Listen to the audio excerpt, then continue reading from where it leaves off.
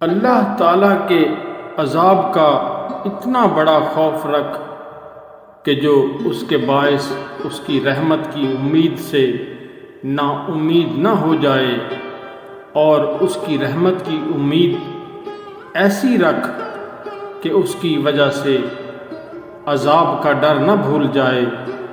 اللہ تعالیٰ کے عذاب کا خوف رکھ تاکہ امن ملے اور بے خوف نہ ہو جا، ورنہ خوف اور خطرے میں پڑے گا۔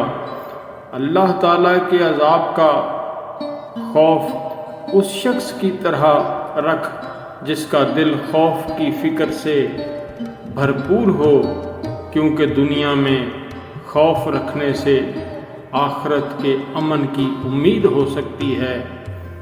نیز خوف عذاب نفس کو گناہوں سے باز رکھتا ہے۔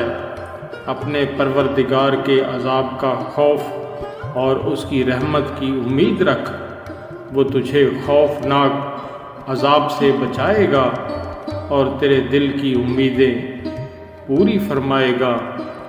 جو شخص عقل رکھتا ہے وہ اکثر خاموش رہتا ہے۔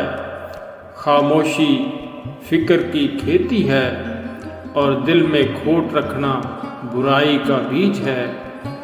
خاموشی عزت کا باعث بنتی ہے اور بیہودہ گوئی موجب ذلت بنتی ہے۔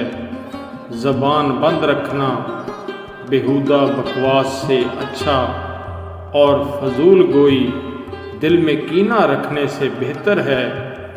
خاموشی سے آدمی باوقار رہتا ہے اور علم سے عزت حاصل ہوتی ہے۔